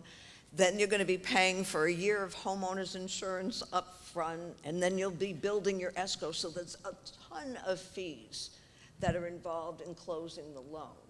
So it's not enough to have that enough money for down payment. You then need the money for closing costs. Now, on a regular loan that's not necessarily doing down payment assistance, we can definitely work with somebody on the loan in terms of trying to make the interest rate lower or higher to take away closing costs. Sometimes the seller can pay closing costs. A lot of times, this is why people use that 15,000 program at NC Housing, because it has higher limits. And closing costs have unfortunately ticked up a tiny bit in the last year or two. So when you are getting the larger amounts of down payment assistance, it can also be used for the closing costs. So when somebody is getting all those CPLP funds, I am usually getting people in a house and their cash outlay is $2,000 or less. Now, these type of loans can be done with FHA, VA, if anybody served in the military, USDA loans, which are for areas that are less densely populated. So we can do those programs with those loans, or we can do those loans. A USDA loan and a VA loan, there's no down payment required. So that's really, a lender can go, there's a ton of options depending where you want to live and what you qualify for. So definitely you're going to want to have a one-on-one session with a couple of lenders, see what we can do, and if it's all the same, who are you comfortable with? And we can also adjust what goes towards the down payment and what goes towards closing. So if it's a situation where you feel like I'm not going to have enough to close, we can adjust and give you a little bit more towards closing. And that way, you can go to the closing table with a peace of mind. I think one thing, and it was touched on earlier when the candidates were up here, they mentioned be vigilant in asking questions, be vulnerable. There's not one scenario that will cover, everyone in this room. Every individual will have a different scenario and can have different down payment assistance apply in different ways based on your credit, based on your income, everything like that. So I don't want you to walk away thinking that you're going to get this. I do want you to walk away with they have the answers. They have the answers, and it's going to be a specific prescribed solution to what you bring to them. This is what I have. This is the scenario. This is what True Homes is going to give, or you go a different avenue. Do I qualify for this? No. Okay, so what does that look like? And it's going to be a plethora of conversations. Even with the individuals that closed their house recently, not one of their situations was nearly the same. I know all of them in depth. And if we go back to the other 7 in total, just under 12 people totally, no one's situation was the same. They each received the 10%, and it was applied in different ways because of their situation. So I want to encourage you to don't think because you don't have the answer right now that, again, it's time to stop. They have the answers. You have to have the conversation. They need to look at your information. They need to learn a lot about you and say, okay, based on what you're bringing, this is what I recommend. If you do A, B, and C, this is what you're going to get. Okay, you got B, so that's really the best approach to this. That makes sense. Good. My question is, how far back do they look at your credit? Like, say you was in your 20s and had a credit card and you just you paid some payments on, but you know, it really wasn't important to you. That's a good question. How far back? So I'll take this. Credit score is what's going to drive that. So if your credit score is high enough, then it's good. If the credit score is lacking, let's say we're below the threshold for eligibility, then, you know, because we're seeing it all on the credit report, that credit report shows everything, ever since you opened up an account, you know? If you have had late payments that took place 5 years ago, 10 years ago, well, I don't know if it'll go back 10 years, but it will. The payments are there. The late payment history is going to be there. It's going to probably, to maybe better answer your question, is what impacts the most. Anything inside of the last 12 to 24 months is what's going to have the biggest impact on your credit scores. Outside of that may not have as much impact on the credit score itself, but it impacted it to some point to where now you're where you're at today. So it's important, you know, for the on-time payments. If we're reworking the credit, then I'm probably going to say, hey, you know, let it report 6 to 12 months on time or 3 to 6 months on time, and then we're going to see a boost, or, you know, depending on specific scenarios that we're looking at specifically. If there's larger items reporting on the credit report, such as a bankruptcy, for example, bankruptcies stay out there for 7 years, and they fall off after a certain number of years. Once they are seasoned, like a Chapter 7, for example, and once they are, what is it called? I'm sorry, I'm having a moment here. Where they're satisfied, when BK satisfies, the bankrupt satisfies, you have mandatory waiting periods. Discharged. Discharge, exactly. That's the words. Discharge, sorry. Once it's a bankruptcy is discharged, then there's a minimum mandatory waiting period. For different programs, for FHA it might be 2 years, for USDA it might be 1 year, et cetera, et cetera. But depending on the item itself, there's, you know, mandatory waiting periods that could apply. I don't know if that answered the question, or did I go too far back? I want to share something, and I'm going to just share with you something that happened to me when I was in the process of buying my first house. I was that guy, this was 8 years ago. They're not going to come looking for me. And I thought that debt that I legitimately owed, it may have even been a cell phone, I legitimately owned it. I thought because it was 8 years that they weren't going to come after me. 3 weeks before closing, a collection agency that bought that file from that 8-year-old deal basically reignited everything. So it popped up. I was literally at risk of not being able to close on my own. And it was like a $900 debt. And I was like, everything was, it was tight. So, hey, Dad, I need a loan. My dad stepped in and helped me out to buy that, to basically pay that debt off so I can close on that house. I say this, there's no way around it. That's my mindset. And I think it'd be best for you to go through that with that. There's no way around it. These collection agencies will sell your information to another collection agency for pennies on the dollar, and then they will reignite it, and then you're going to be winding up calling them to try and negotiate. Just, if it's there, call them up and say, hey, I owe this, let's negotiate this. I'll pay you 50%, I'll pay you 60%. Like Lisa instructed, send me it in writing, I'll sign it, I'll send you the payment. Get rid of it, because it can come back. It happened to me, and I didn't think it could, so, yeah. Especially the non-medicals. You can't get the CPLP funds with non-medical collections. They will ignore the medical collections if the rest of your credit is good, but you have to take care of all non-medicals. That's a good question. Student loans need to be in good standing.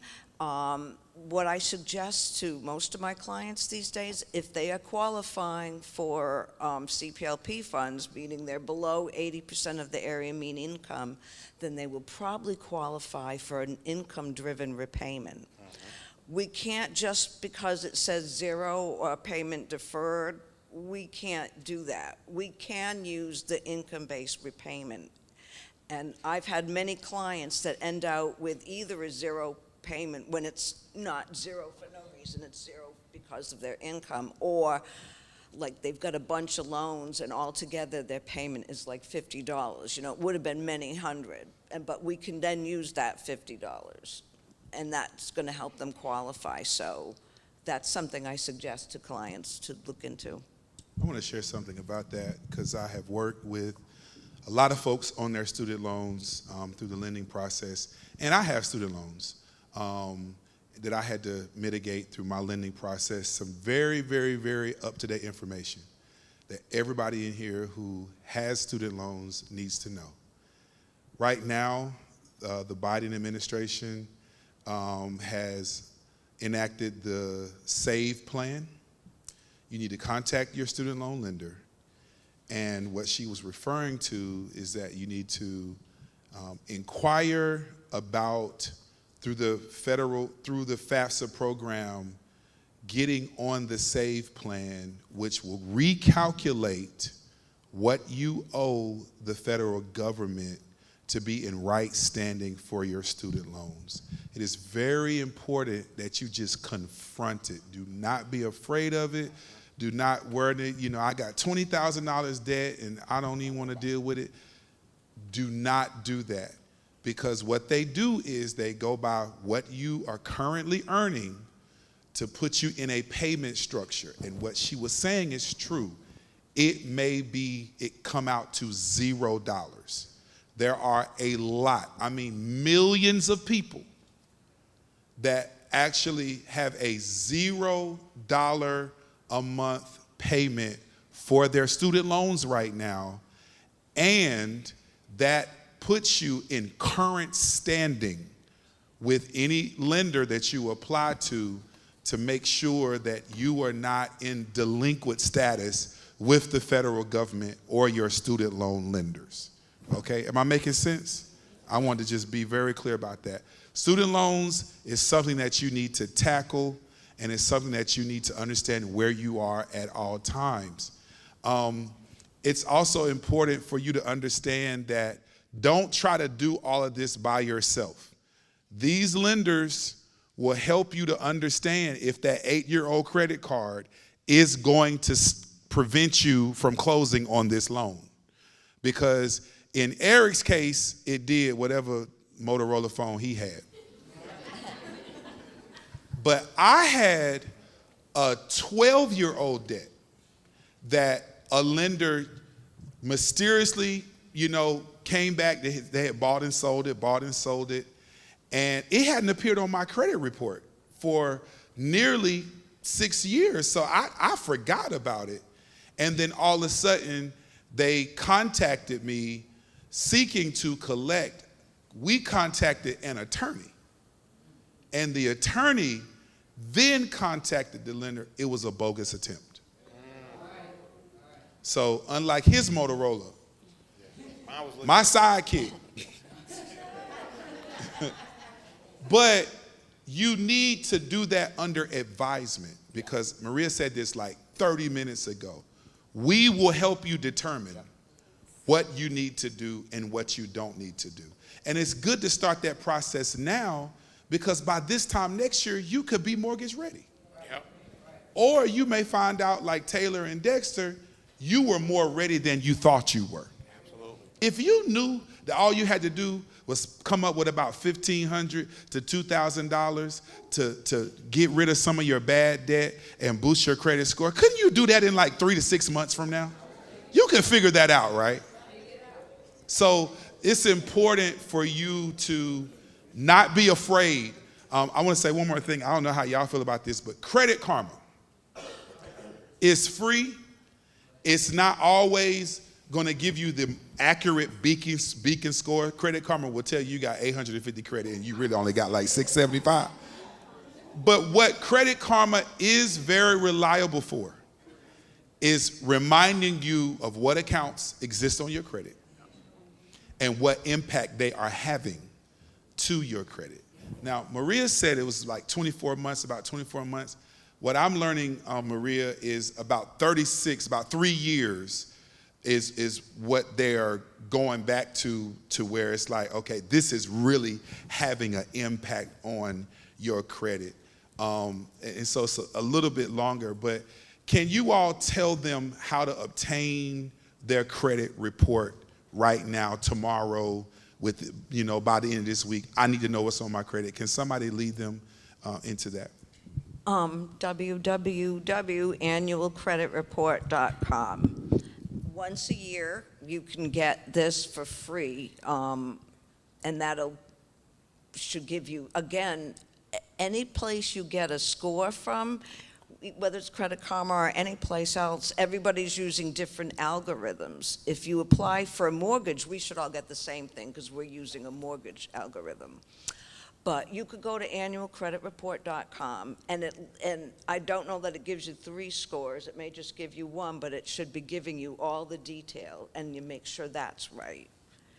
If you're paying your bills on time and your credit card utilization is good, you should have decent credit scores.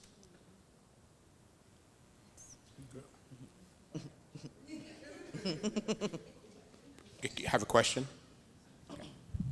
Okay, I had 3 loans and I paid them off way before it was time due. So how would that look on my credit towards this? I paid them off in like 6 months, all 3, and they was high. Were they installment loans or were they like a credit card loan? Installment. But I paid it all off like in 4 months. So believe it or not, when you close a debt, it drops the credit. So if you paid it, it stopped reporting, right? So it kind of looks at it as a closed account. So it probably dropped the score. But if you let it keep on reporting, which is going to keep on reporting, you should see some credit improvements. But if you don't have a credit card, I advise you to get a credit card because you want it to continue to report on-time payments, continuous activity. Yes, I know. You don't like credit cards, right? I'm already getting that look. I tell people, just put gas in your car, yes, pay it off over 1 or 2 months, and then when it's back to 0, the next time you need gas, just use it for that one thing. Go to one of the credit unions, best place to do it. They'll give you a good deal, and only use it for just that one thing, and then pay the bill off either all at once or over 2 months, and then do it again. So I really had to get a credit card. Well, as the saying goes, no credit is bad credit, right? So you want something reporting, and that's why even if it's just the one credit card, like you said, get gas, pay the card off. Whatever you want to use it for. No, I'm saying what if you got like a rent a home. Even those accounts at some point in time, they're going to close out. Yeah. That's why you need that revolving credit. You don't have to use it every month. If you use it 2 or 3 times a year, and each time it could be $25. You don't have to set it up on auto pay. So let me explain. So I have a Belts card. Okay, you paid those credit cards off. You can go get a Belt card tomorrow. Every 3 months, buy a pair of socks. $12, and just pay it off, and you will see your credit score go up. And to the question you asked earlier, this is really what hurts you. So let's just say each one of those loans, those 3 loans, was $2,000 each, and they gave you 24 months to pay that $2,000 loan off, but you paid it off in 4 to 6 months. What Maria said was you actually end up hurting your score because you did not demonstrate to the credit reporting agency that you made on-time payments for all 24 months. So what you could have done was in that 4 to 6 months, paid it down to $100 and then used the other 18 months to pay $2 a month. Because you're not late, you're still on time, and what Maria was saying, the credit account is still open. Still owe a little bit. I didn't pay all of that one off. I was thinking about paying it all off now. Don't do that. Don't do that. But I'm like you. I don't like a lot of debt. I don't like a lot of debt. So I'm just like you, but I understood in the buying process, it's good to see utilization of your credit versus you not to have anybody out there, any open credit accounts. So nobody can really tell if you're paying on time or not. because you don't have any payments left. But like I said, in my 20s and stuff, I had credit cards. But like, I try to get, I got 2 cards, but I'm just saying. You ready for to have a conversation? Sometimes that old stuff come back, like delinquent payments. Something like if I'm trying to get something else. So when you apply with one of these lenders, they're going to see that. Yep. And they're going to assess what you need to look at and what's not even going to affect you right now. Exactly. You got it? I want to give everybody this advice. Write this down. Open sky. Open, second word sky. S-K-Y. And then I'm passing the mic off to you, Lena. Open sky is a secured credit card. Secured means your credit limit is what you have put in the account. I found this out about 15 years ago when my credit was horrible and I was seeking to recover it. I sent Open Sky $200. They sent me back a credit card with a $200 limit. And I went and I charged $20 of gas on it in 30 days. And guess what my bill was at the end of the month? $20. I charged 20, I owe 20. If I went past 30 days, I might owe like 28 because they're going to put some finance charges on it. But as long as I paid them the $20 that was really mine, right back, it looked like they extended to me credit.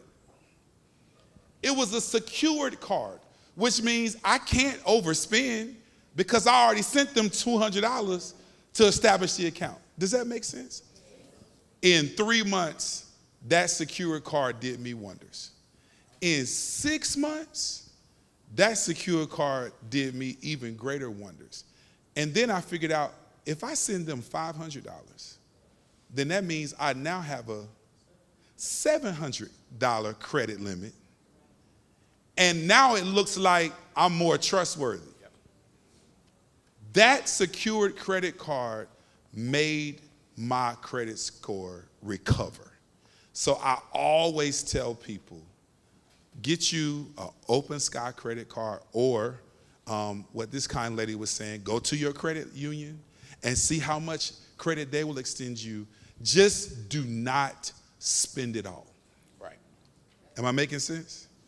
And that right there, ma'am, somewhere between a Belts card or the Open Sky secured credit card, to the lady who was talking about her daughter, the kind lady back there sitting next to my mom, you was talking about your daughter. She needs that credit account, and it will do wonders. Y'all got it? Is that on point? Yeah. Absolutely. Okay. Thank you. Hello, good evening. I have 2 questions, and I'm just going to say what they are so I don't forget. Sometimes I'll forget my questions. The first one is about location of building where the homes are. The second one is about 401k. So location, if someone, do they have an option to where their home would be built or what side of town it is on? Does it have to stay on a certain side of town? I don't know if there's certain contracts and I'm sure it may raise the price of the home as well. The second question is, would you suggest if someone has 2 or 3 401ks and to help maybe with closing costs, would you suggest that they take or close out one of their 401ks, and if so, how would that affect their credit? I can answer the location. Okay, so for the Doorway to Prosperity initiatives that we have with True Homes, these are designated areas throughout the Triad. Currently, we have one in Winston-Salem. It's a community called Ridgewood Place. And then in Greensboro, we have Willow Oaks. Part of the Doorway to Prosperity initiative is True Homes partnering with, a redevelopment initiative, Greensboro redevelopment, or Improving the Neighborhood initiative, to where we can actually partner and buy the lots at a very low price and then just transfer the savings onto the homeowner. We also have retail locations, but it's a significant difference. So to give you an idea, I can build a house in Willow Oaks, If I literally move it 7 miles to Reedy Fork, you'll probably be paying about $90,000 to $120,000 more, only because of the way we got into Willow Oak. So it's truly an initiative to solve for affordable housing. So to answer your question, yes, Doorway to Prosperity is certain locations. However, you may qualify for a regular true home and still take advantage of a number of incentives that we have and have your choice as to where you want to build. The good thing about this is that again, everyone's situation is going to be different. So that's something that we can definitely discuss if you want to learn more about that. Yeah. I guess the question as far as, oh, there you go. You move real quick. As far as the 401k goes, I know with, as far as tax implications, you can withdraw up to $10,000 as long as you are a first-time home buyer with no tax implications to it. But I would always still talk to the service providers of your 401k, and because you don't want to do it as a loan, because then once we see pay stubs, we see a 401k loan, now we have to calculate that. So look at what opportunities you have to withdraw, but see what the process is with your particular 401k provider, because there are certain steps that they're going to want you to take, certain information that you have to provide to them in order to withdraw those funds. But if we can give you access to programs or mortgage products, or even like with True Homes offering that incentive, you may not have to do that. Understand that you can have that as a backup should you need it, but our goal is to, to avoid you from having to take that step if at all possible. I would like to add on a little bit to that, based on kind of what Melvin just mentioned. So with the 401k monthly payments, if you do borrow against it, not all loan programs will count the payment against you. So, and again, case by case. If it's one of those things where we're not going to be able to get any kind of down payment assistance, which is the ideal to actually get down payment assistance, or if what we're receiving is not enough to cover what you need, and you have to get into your 401k, then we will advise you whether you should borrow it or pull it. And just like Melvin said, it's going to be one of those things too that you will definitely want to talk to your 401k rep to advise you, because, how much can you pull out from it? You might be limited if this is not your first house, or if it is your first house, then you still might be limited based on the plan that you are in. Great questions. Oh, one more. Hi, I had a question about gifting. So if you have family members who may want to gift money towards your down payment, what is the process for them, and what is the process for us as the person they're gifting to? Great question. We're going to give you a gift letter, and then the person giving you a gift will sign the gift letter saying, I'm your mother, and I'm going to give you a gift of $10,000. Then we're going to want to see the money come from the the donor giving the gift, and then it going into your account, unless they're bringing it to closing. But we ahead of time need to see that the money is in the account of the name of the person who's giving the gift. And I just tell people, and if you are planning on giving it back after, I don't need to hear about that. So. Good. Good. Okay. Did that answer your question? If the person who's giving the account, let them know that they're going to have to show bank statements.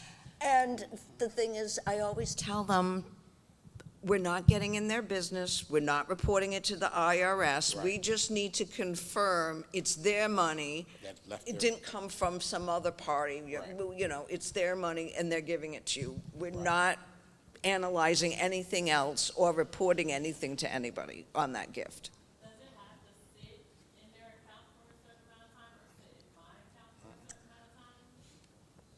No, but, and again, and it depends on the type of loan that you're doing. It's a little easier on a conventional than an FHA. If we did have to see their bank statement and we saw that they got $8,000 deposited yesterday and they're giving you $8,000 and we couldn't tell where that deposit came from, it might be a little iffy. I've never really had that come up, and I've been doing this for a long time, but they are going to scrutinize it that way, and if it's a conventional loan, and I know some people may not have even seen these anymore, but if they wrote you out a check and I could just use their canceled check, or a wire transfer from a bank account with their name. Now, if it's FHA, we are going to look at the bank statement from them. And it's a 30-day bank statement, by the way. Yeah, so they can't just give us page 5 of 8. It has to be the entire bank statement. All pages. I had that situation happen to me. I said, yeah, tell your dad, give us the whole bank statement. So in your situation, if you knew that was an avenue, it may be real wise to have that person who's giving the money or gifting the money have a conversation with the loan officer as well, just to bring everything full circle. Because if you call me asking me for my bank statement, I'm like, why? I'm giving them money, it's theirs, but it has to be done. So just involve them in the conversation. And guys, also to throw in while we're on the topic of bank statements, I know that's a hot topic. Bank statements, lenders will ask you for 2 months worth of bank statements, usually. There's certain cases where we only ask for the last 30 days, but more so, it's always going to be the last 60 days worth of your bank statements that we're going to be looking at. So if you guys are planning to... And they're going to do it more than once. Yes. So do not just take the 2 months and think it's good. Yes, they're going to ask you for 2 more additional months. They are. I think I may have shared it with Gabby. I tell everyone who's about to buy a house, probably the most painful, gut-wrenching, want to pull your hair out while you set yourself on fire, jumping in front of a moving car part of buying a house is going to be the loan part. But you have to go through it. It is normal. It is normal for it to be challenging. It is normal for you to have to provide documentation over and over again. It is normal for them to ask you about things and continue to ask you about them. It is absolutely normal. I don't want you to think that they're picking on you or something like that. Think of it. They're literally putting $250,000, $300,000 in your hand. So don't be discouraged. Do not be daunted. It is normal. They will walk you through it, and they are great. I've worked with Reverend probably, 10 years? Worked with Reverend for quite a while. Melvin just joined our preferred lender list, and Lisa is one of our approved lenders. And part of the process is us having conversations about communicating with the client, educating the client, and they've all done extremely well. Every lender on True Homes is actually surveyed at the end of the process, and if they don't maintain a 95% willing to refer, I have a conversation with their boss saying, hey, I don't know if they need to be on this list. So they are going to definitely take good care of you. And then if I need to get on the phone and have a conversation with the lender, hey, your communication level needs to increase, it will happen. So our goal is to make sure that this is a very pleasant experience for you. But there are going to be challenges, and it's typically around the lending part. Not impossible, just a little bumpy, but we're going to get through it because we're all together. And I can attest to him making that phone call because I was new to this U.S. Bank and True Homes relationship, just trying to find my niche. And he did make that call. So he's not just saying that. I just want to put that out there for everybody. I wasn't going to tell him, but he responded very well. Go ahead, you have a question. I just wanted to piggyback on the gifting question.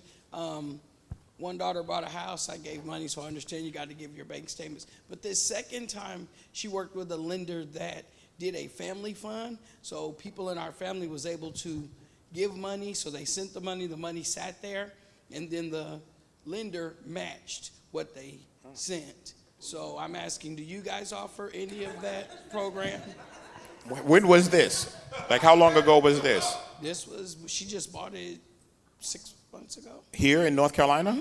I need to get some information. I've never heard of anything like that. Who's the lender? Right. Is it CM? No, I want to say they switched names because it was the first CMB she used. I just know my person. My person's name is Lisa Green. That was the lender. And your daughter is an educator or anything like that? I wonder if it's I wonder if it was like a down payment assistance or something that. The IDA. Do you think it might have been something to do with the IDA? No. So I don't know. And what would Interesting. have happened if she didn't close, then they give the money, they direct it back. So, but they matched it. Hold on. That program that Michaela works with. I know it's the one you started out renting. You start out renting. Did she start out renting? Nope. No. Okay. Well then. I'm lost. So I was just wondering, as I choose a lender for my daughter, I'm just trying to see if you No, that's a great question. I'm actually intrigued. Yeah, I'm intrigued. Yeah, please. I am. I've never heard of anything like that. That's great if it's out there. Yeah. Right? Right? Hey, cousin. Right. There you go, Bobby. There you go. Pull in, Bobby. Pull in. Pull in. My question was about the bank statements. Yes. I know you said that it was 2 months worth, and then you said they might ask for more. So should you prepare for 6 months worth? So it's always like from the time that you apply. So you apply today, and let's say you go under contract today, then I'm going to ask you for the last 2 months. And then as we're moving forward, we close in 7 months or 8 months or 5 months, whatever the case may be, I'm going to probably have to, because documents expire on my side, and this is not, I don't know if for all the lenders the same, but certain programs have document expiration periods. So for like example, on an FHA side, typically they're good for either 3 months or 4 months, and again, depending on the contract timeline. So I may be able to close with those 2 monthly bank statements 3 months down the road. I may not need any more, but again, it just depends on the timeline for closing. Now, NCHFA, we have to have the Current. most recent 30 days Current. of pay stubs, and the most recent, they're very picky, always.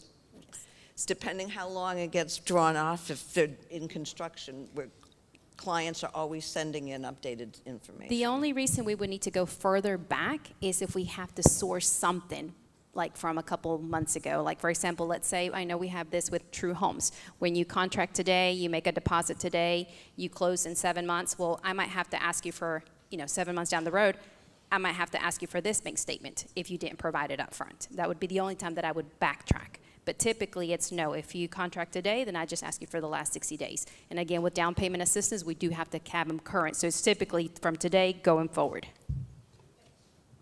Great questions.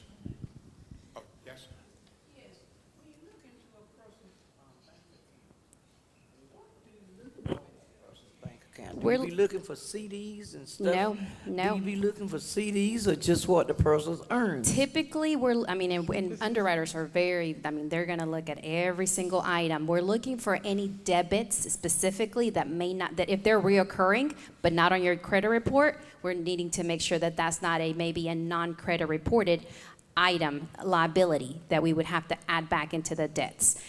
We are also looking for deposits. If you have large deposits, large cash deposits, we don't want to see those. We're not nitpicking, I promise you. But it's truly just to make sure that we're not going to get you into something that you're going to have difficulty challenges with down the road.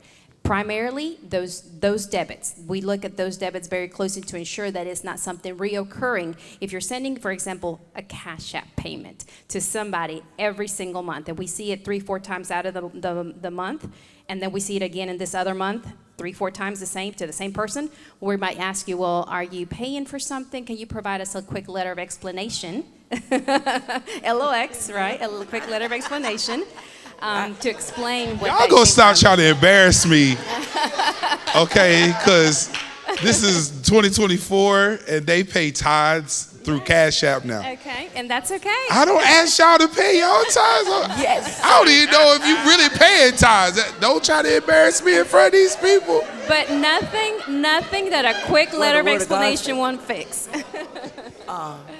But they don't bring cash to church. They don't have checks or nothing. But see, that's one of the when you're applying, those are one of the questions that are asked about debts that are not on your credit report. So if we see that recurring payment going to someone, at some point in time, if you don't tell us up front, we're going to ask for that information. So you might have, I've seen Affirm is one that showed up, not on the person's credit report, but time had allotted. We had to ask for a new bank statement, and we saw Affirm. So then we had to ask her for that statement for affirming. We had to make sure that she was still within guidelines for approval. So yes, any activity that is consistent or maybe out of the ordinary, they're going to ask about it. So just be prepared for that. I wasn't talking about something out of the ordinary. I said, when you look into someone's bank account, do you look at you're looking for how much money is in there and what the earnings are that's coming in? I said, do you look at CDs and things that might be in that bank account? That was my question. I guess if we're looking to source for down payment money, then yes, we're looking to see that you have the money available to close. Okay, Yes. thank you. So we're just, at that point, we're just verifying the assets that you may have. Correct. Okay, like he was saying about the tithes and offering, I paid mine through Cash App, but it's a place on Cash App you can tell everything that you're paying it for, and on there I put my tithes and offering on my Cash App when I That's sends good. it. So how would y'all look at that? We would, if it says on their tithes, then underwriter should automatically say, okay, well, that's their tithes, exactly. Now, do banks know that that is a gift, not a bill payment? Yeah. Yeah. They do understand that. Absolutely. Okay. But that's we're a gonna- simple letter of, if it's anything, just explaining this is what it's for. And that's, And that'll take care that's of pretty much the end of it. So it was free tonight, but we want to raise an offering. If you want to, Pastor Eric is gonna make the appeal tonight. If the chicken was good, leave a tithe.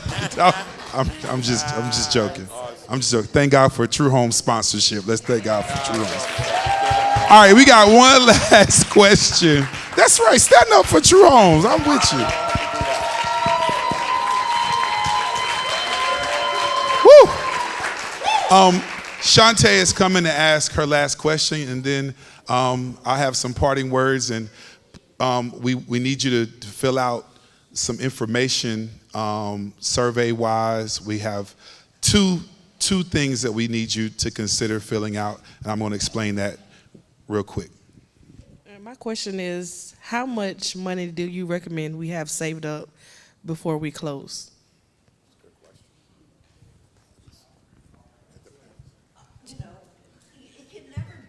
That it's too much money. You'll always be happy someday if you've saved money, because especially if you buy, I'm sorry, I keep doing that. Miss Wright, you used to working with a lot of rich people, aren't you? Did y'all? She said, ain't never too much money. Well, I mean, I wouldn't hit 2,000 and say, well, I don't have to save anymore, got you. because you just, will you know. need things. I mean, when you buy a new house, you may have nothing on the windows, and you may not want people looking into your bedroom at night. So you're going to have to buy shades and things, She got her lick back, did she? Go ahead. Go ahead. Go ahead. You cool with me? Drumwright, right. We cool.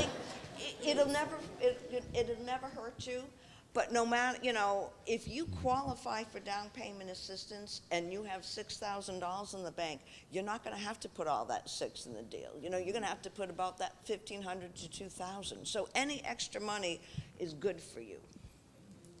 I want to see, well, real quick, and I've run into this a few times when I come into folks looking to build a brand new house, and one of the reasons they say they're not ready to start the process is they're trying to save money. I don't want to caution you from that, but do not let, while you're in the process of saving money, stop you from starting the process, because you may not need any money. And I've had folks say, I'm trying to save money, and we literally go through the math. They can't outsave appreciation. So if they would have started the program sooner, take advantage of programs, down payment assistance, rate buy-down programs, they can actually be in the house at a comfortable payment. So to piggyback on her, there is, like, you can keep saving, but don't let it stop you from starting.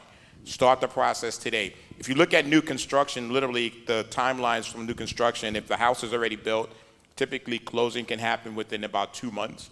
If you're building it from the ground up, from the moment you contract to the moment you get your keys, it can be 6 to 7 months.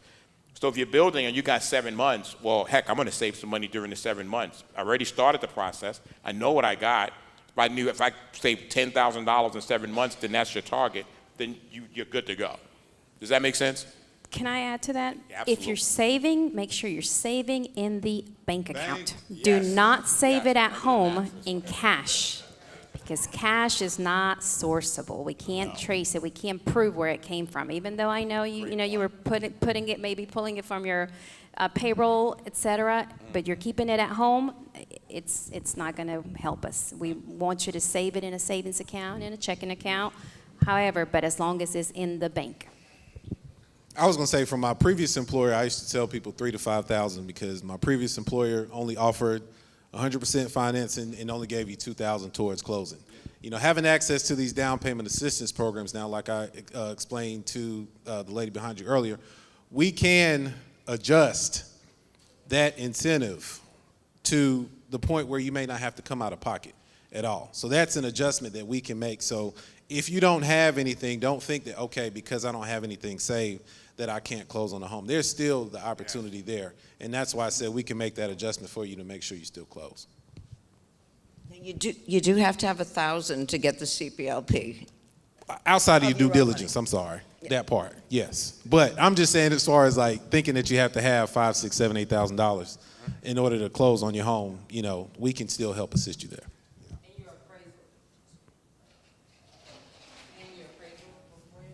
Appraisal fee. It just depends on the product. I can't speak for everyone. I know if it's conventional, it's just the application fee. But if it's FHA, then you have to pay the appraisal up front. So there's an instance where you may have to pay it up front, or it'll be included in your closing costs. At Fairway, we're going to collect for the appraisal up front, nothing else. Same with Movement Mortgage. And that's like $400 to $600. Correct. And when you say upfront, that's about 30 days into the process, not on day one. Usually about 2 weeks after contracts or within Really? a week of contract. Yep. If the house is ready, if it's already built, Okay. we're ready to do the appraisal. So after contract. So nobody's going to apply tomorrow and go into contract And tomorrow. you can put it on a credit card. Got you. Got you. So You can. Yep, you can pay your appraisal fee with a credit card. Yes. Oh, dope. Okay. Yeah. So here's a good example. Mama Cher, her house, her process was like 7 or 8 months. Was it like 7 or 8 months? And Makita, is she here? She's still here? She was. But so 7 or 8 months, they worked with Maria. And, you know, in that time frame, they were able to amp up, you know, work with the lender, find out what they needed to save, what they needed to satisfy, what they need to rectify. But for, as you heard earlier, for Dexter and Taylor and Gabby, it was like 2 months. Yeah. And as I understand it, we have homes that are almost built. We have 3 homes that we're in the process of building and completing. They're targeted to be done, I want to say within the next 60 days, give or take. We have 2 more that we're starting later this year, and then we have at least 12 more homes that we have dialed in next year. So we got homes. We got homes. But did you minus 1? Because we got some future homeowners. Oh, I'm ready. Our next heroes are in the room. I Let's give it up for the Wilsons. Yes. Yes. So make sure you take that, you know. I have been communicating with Sean and Decoya, Sam and Decoya. Maria has been as well. Okay, my everyday routine is crazy. Like running a retail operation, I have 12 salespeople that I work with. I run the financial aspect of a multi-million-dollar builder. And my piece, my why, is actually working with people like Dexter, like Taylor, like Gabby. I mean, to see people that look like me achieve things that I could not achieve until later in life, play a part of that is huge. So they're, as crazy as it is, they're my solace, they're my why. Gabby calls me, Eric, can you meet me? I want to show, heck yeah, I can meet you, I'm on my way. I was on there running errands, but I love that. I don't have a problem doing that, and I'll extend the exact same to everybody in this room. I always say, you're going to call me. Worst case, you're going to leave a message, but I will call you right back, because that part of me impacting your life, I hold it high. I hold it dear. So yeah, I'm all in on that. So the last thing I want to just explain, because you can use this information. He said it, but I know sometimes we need some reiteration. There's 2 different sides to what True Homes can build for you or sell you right now. There's a retail side, but this opportunity, the doorway to prosperity, is not their retail market share. This is something that was created out of a conversation from 2017, sitting in a restaurant in Charlotte, specifically for this community.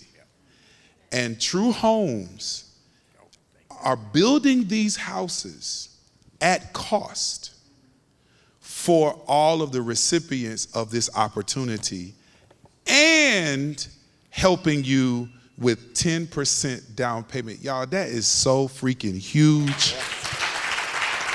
I don't know if you understood what he said, but this same house 7 miles apart will cost you $100,000 more.